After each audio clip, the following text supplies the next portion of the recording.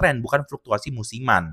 Jarak vertikal antara kedua garis di setiap titik adalah error, Y min Y.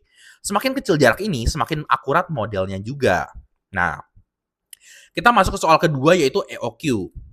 Nah, EOQ ini, bentar ya Pak ya. EOQ ini kita masuk ke apa itu EOQ terlebih dahulu. EOQ itu adalah Economic Order Quantity, yang dimana jumlah pesanan optimal yang meminimalkan total biaya persediaan.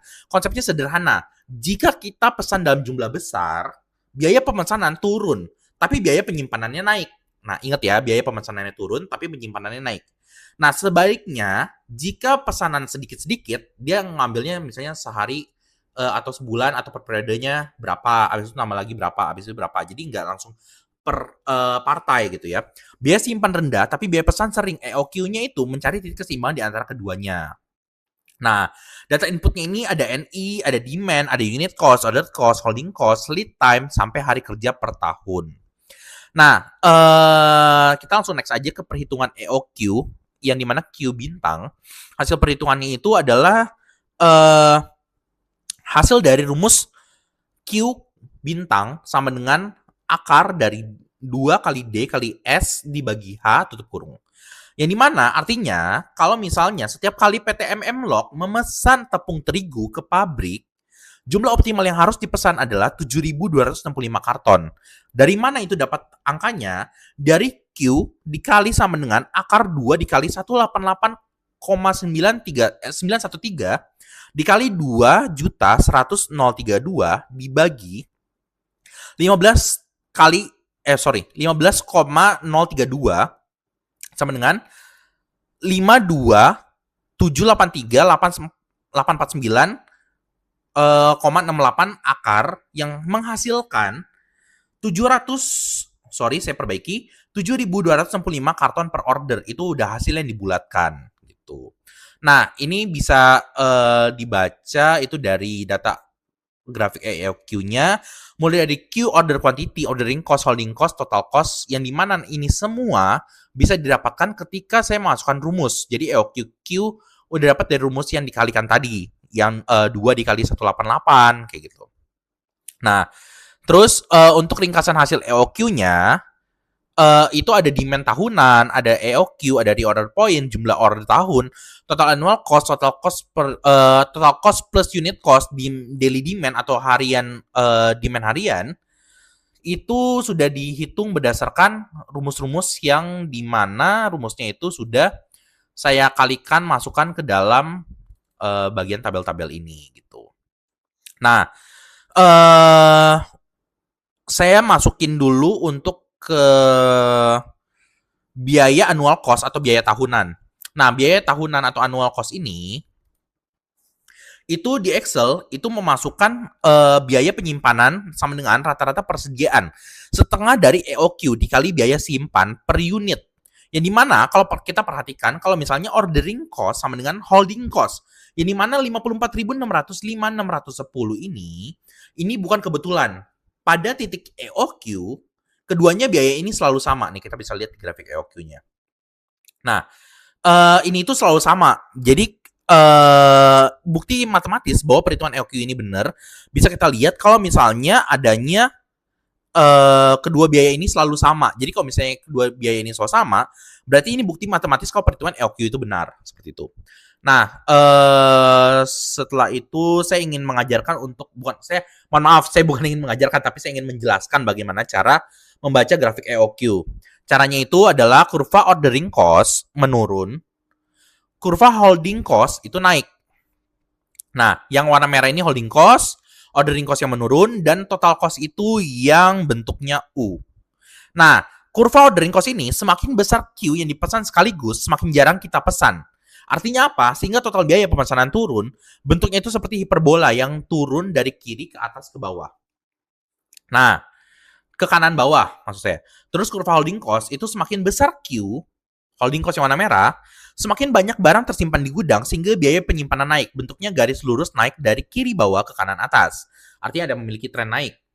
Nah, untuk kurva total cost bentuk U, penjumlahan ordering plus holding, kurva ini berbentuk huruf U, titik. terendah kurva U ini tepatnya berada pada Q bintang, yang dimana meletakkan pada angka 7.265.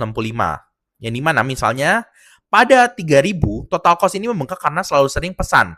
Jika lebih dari 7.665 ini, itu misalnya 15.000. Nah, total cost juga naik karena biaya gudang terlalu besar. EOQ ini adalah titik sweet spot di tengah.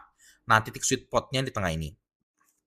Nah, untuk mengakhiri penjelasan ini, saya ingin membuka penjelasan saya terlebih dahulu. Jadi ada pemilihan metode, ada langkah persiapan data, langkah perhitungan komponen regresi, langkah menghitung slope B dan intercept A, langkah persamaan regresi, langkah 5 peramalan 12 bulan ke depan, langkah 6 itu ada penjumlahan hasil ramalan, langkah 7 ada ukuran akurasi model, sampai ke soal 2 ada input data, economic order quantity, reorder point, order per period, annual cost, grafik EOQ, itu semua yang tadi saya jelaskan. Saya mohon maaf atas apa yang kekurangan yang udah saya jelaskan, karena ini nggak di-cut-cut, ini benar-benar real life. Saya ngomong apa adanya aja menurut pemikiran saya dan juga hasil penjelasan yang udah saya buat. Tapi sebelum itu, saya ingin melakukan ringkasan seluruh hasil. Ringkasan seluruh hasil ini memiliki apa? Metode peramalan yang dimana hasilnya itu adalah yang kita gunakan metode peramalannya itu linear regresi. Nah, persamaan regresinya itu adalah Y sama dengan 1659,53 ditambah 761,25 X.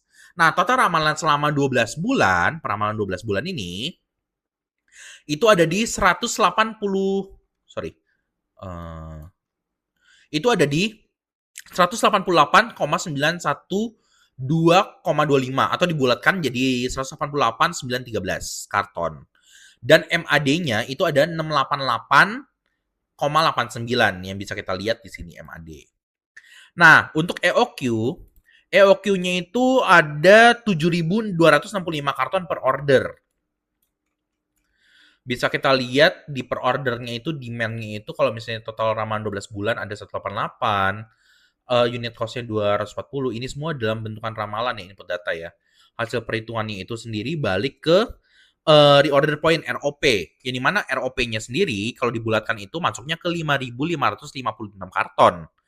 Nah, order tahunan atau per tahun itu dinilai juga sama dengan nilainya bilangan itu N, yang dimana ada 26 order. Nah, sampai ke daily demand yang udah kita hitung, daily demand kita itu ada di 556 karton per hari. Jadi bisa disimpulkan per harinya itu kita memiliki permintaan, yaitu adalah permintaannya 556 karton per hari.